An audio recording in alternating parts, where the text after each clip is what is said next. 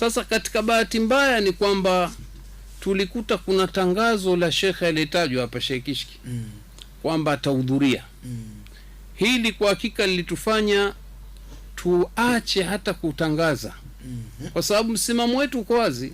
Sisi hatushirikiana na huyu bwana pale ambapo alipokwenda kushirikiana na watu ambao ni kwa sababu hili kongamano la wanasuna. Sahihi. Unaona si eti la Waislamu kwa ujumla. Ndio. Wakati huyu bwana alitangaza kwamba anashirikiana na maibadhi, anaona ni wenzawe katika da'wa, kwa hiyo anaweza akashirikiana mkono kwa mkono mpaka akafanya mambo mengi ya kuonyesha kwamba bali mpaka sasa na msimamo wake ule ule. Ni juzi tu nimesikia hotuba ya Ijumaa anazungumzia umuhimu wa Uislamu kwa kitu kimoja bila kujali madhehebu. Inna lillahi. Sasa ukizungumza lugha namna hii, sisi wana sunna, kwa nini twasema ni kongamano la sunna?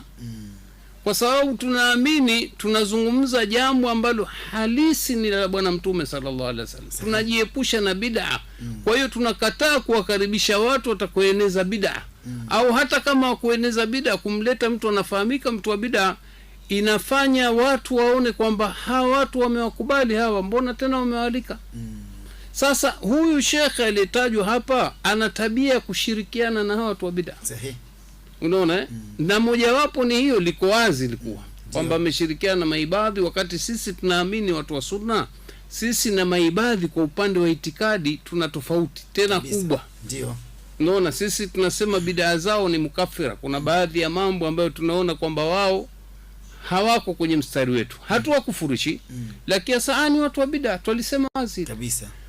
Jipatie baskeli tiba kwa ajili ya wazee, jipatie baskeli tiba kwa ajili ya wagonjwa. Kama una mgonjwa wako ana maradhi ya moyo, maradhi ya pressure, maradhi ya kiharusi, amepata stroke, basi baskeli hii ni nzuri sana kutumiwa na wagonjwa, basi baskeli hii ni nzuri sana kutumiwa na wazee. Na kama una mzee wako yupo tu nyumbani hafanyi mazoezi, mchukulie baskeli hii, itamsaidia kufanya mazoezi akiwa hapo nyumbani kwake.